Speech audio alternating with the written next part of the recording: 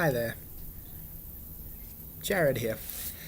Today I'm going to share my story of what it's been like for me after my brain injury. Physically, I look exactly the same.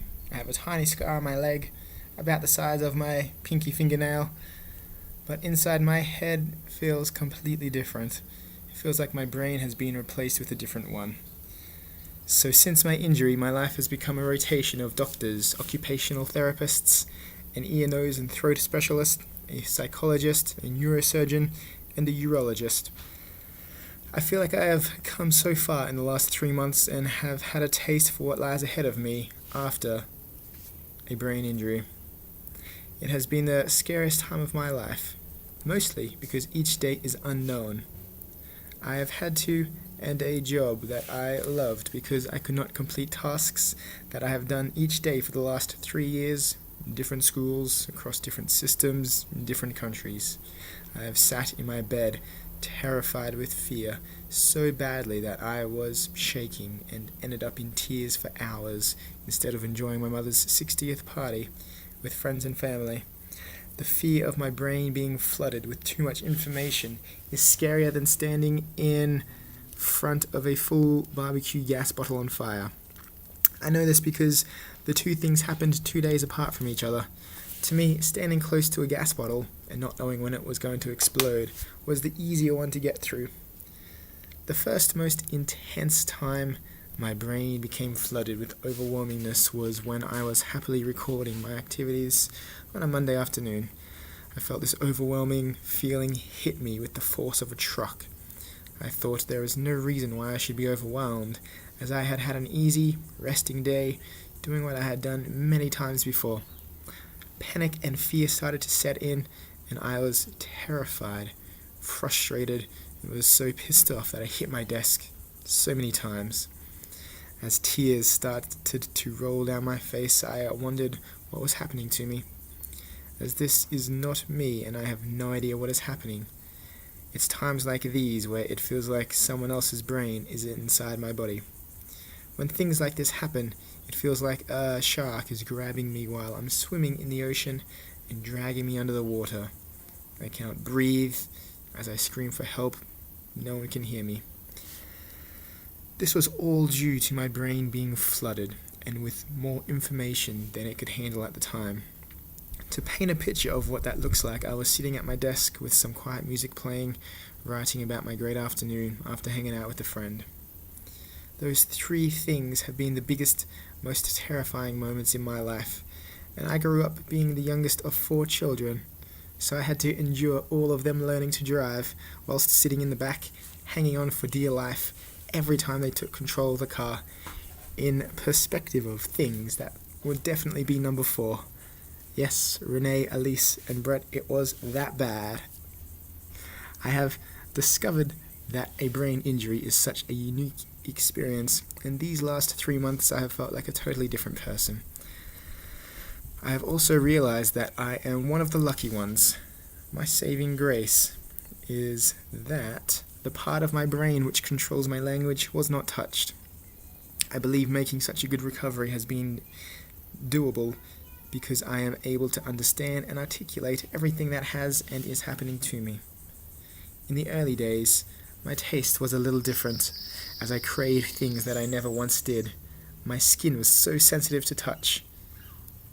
My skin still is sensitive to touch. I am learning to adapt to this change through a lot of laughter, as my skin has increased its ticklishness by about 300%.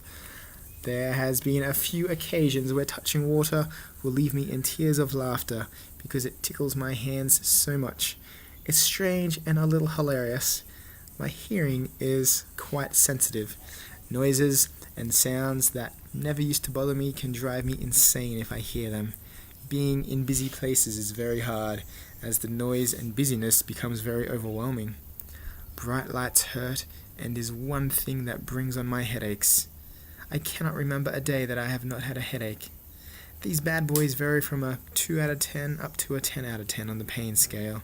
Speaking of pain, my neck and shoulder pain is about down to a 3 out of 10 for the first time, which feels incredible. For the first few weeks, my muscles in my legs felt constant, intense cramps.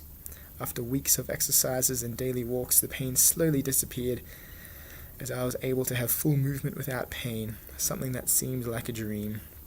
Once that pain disappeared, my headache pain was more noticeable. It feels like having a damaged brain.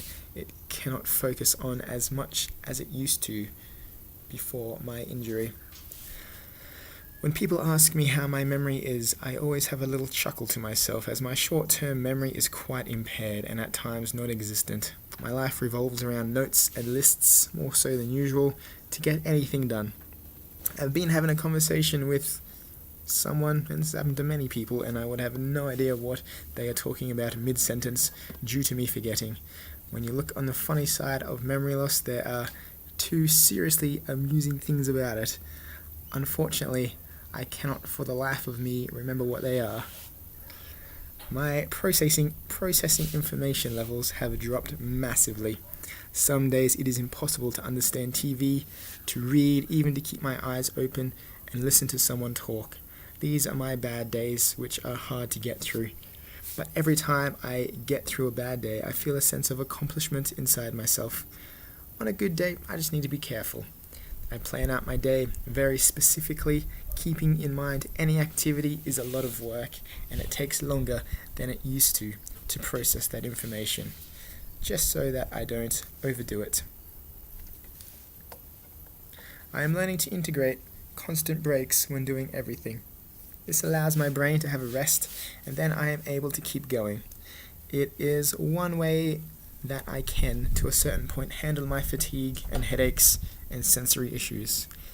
This is something I have been working really hard on, as it is extremely difficult to do anything without knowing how to process the information. One thing that impacts my concentration and processing information levels is my fatigue, this horrible thing that follows me around all of the time. Some days I will wake up from a good night's sleep and feel like I haven't slept for a week. No matter how much sleep or rest I get, I still have this constant feeling of being exhausted. As far as my social skills are concerned, it feels like they were reset after my accident. Things that I loved doing and found natural became and are still terrifying for me. I simply cannot handle lots of socializing like I used to. This has caused massive anxiety for me around socializing, plus other things. I've worked very hard on being social, as it is a big part of me and I enjoy people. But when my information processing, my comprehension, my attention span, my ability to maintain eye contact have all been impaired, it makes for a very challenging time. The hardest part is that I want to be social and a part of fun things with my friends and family, but I am terrified to because I have simply lost the skills needed to survive in a social setting. Plus my fatigue attacks me pretty harshly when I do socialize, but it is always worth it. To get to where I am now, I have slowly pushed myself, allowing my brain to relearn these skills. For example, I would start off having a conversation with someone, and then I would sleep for anywhere from 2 to 18 hours recovering. I have learned how my brain works and how it reacts to me doing certain tasks. Now I am able to carefully plan my days according to my fatigue and my hangovers from tasks. I call them hangovers because anything that I do has a consequence. These consequences all revolve around the severity of my headaches and fatigue, and they can skyrocket very easily, leaving me in a state where I cannot attain any sensory stimulation.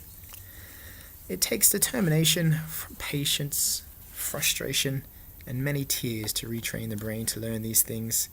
It is still only early days for myself, but already I am able to do things that make my life a whole lot easier, like writing down and explaining how I feel and what I have been through, being able to cross the road, being able to read information to inform me about brain injuries, and to talk and understand other people, especially other TBI survivors. My neurosurgeon told me that I have made better than expected progress for someone with my type of injuries. I put this down to a few things.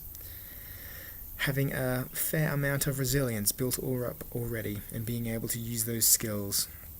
being psychologically healthy prior to my injury, allowing me to deal with it in a healthy way, being able to explain and try to comprehend what is happening to me, and put helpful strategies in place. Being a teacher, I have worked with lots of children who lived with different learning difficulties that I have now.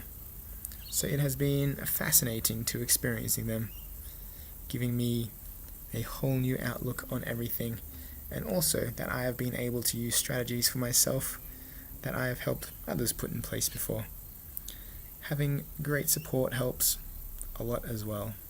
If you know of anyone who is going through a rough time, let me tell you from a first-hand experience that it's an amazing feeling having people around, in person, online, or through messages. In my next video, I will explain the whole acceptance process that I'm going through and how I deal with it all. Okay, bye for now.